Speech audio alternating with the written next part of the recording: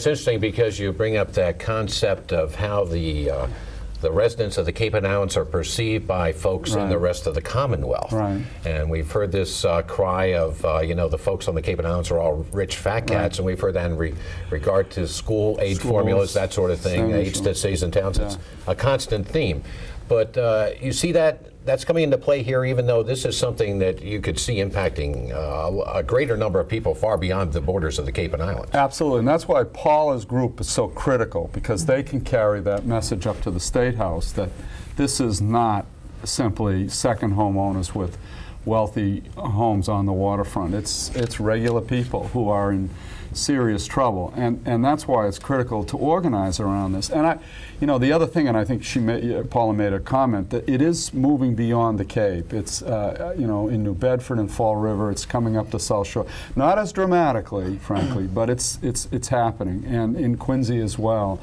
And so I think that gives us a broader base of political support. It's still however, frankly, we're still a minority within the state politically that are really feeling the effects of this. And just get me up to speed quickly from the aspects on Beacon Hill. We know there's a proposed 25% increase, is that correct, for July 1st that was in the mix? And then State Senator Treesmer was talking about a moratorium on any increases to October. Where does that all stand? Well, yes, we had a rate increase last year. This is for the FAIR plan now. Right. And what I think people need to understand is there's still a private market out there. 50% of people roughly on the Cape are still in that private market, and their rates are going up dramatically, in some cases much greater than what we're hearing from the FAIR plan. People need to understand that. In a way, the FAIR plan is mirroring the private market in many ways, and I think Jack can comment on that, but that's playing out. But in the interim, we have put together this commission, and I hope to sit on that. That's not clear, but there is a seat that I hope I can get on it. And we're, I think, required to come up with some recommendations by the end of October, as I recall. And in the interim, there is a freeze in that proposal on FAIR plan rates. Now, that's in the Senate budget. The Senate budget is in what we call conference committee. That language was not on the House side.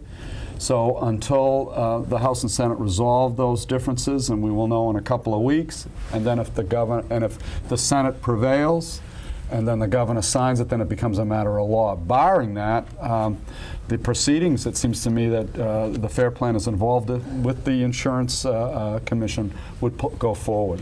And Jack could comment on the timing of that. Well, before we get to that, though, I want to get Steve in here because I hate to leave him out here on the far corner. But Steve, first of all, just give me a feeling of your organization and your take on the situation as it stands now. Surely. The Center for Insurance Research is a consumer advocacy and research group, and we've been advocating on behalf of homeowners, particularly since 2004 when Andover pulled out off the Cape.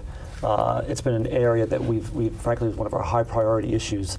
And I personally have dealt with consumer advocacy on insurance issues for over 20 years. This is by far the most attention I've seen paid, frankly, to any insurance issue, at least from the consumer's standpoint. Beacon Hill will oftentimes focus on various insurance issues, but to have a group like Paula's group with over 4,000 people focusing on an issue like this is wonderful, and as a consumer advocate, I'm thrilled to be able to have people who are actually involved in the process paying attention, and I think that will hopefully make a big difference on this particular issue. Now, insurance rates, homeowner insurance rates on the Cape have been steep in the past, but was it the whole Katrina Rita situation that just spiked these things out of control, or what was the reaction to that, the models that came out after that?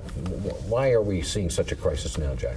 Well, what you have in the insurance business and how rates are calculated, there are basically four factors that come into play. One is historical loss experience, and that's your everyday type of fires and issues of that nature. Secondly, expenses of the organization.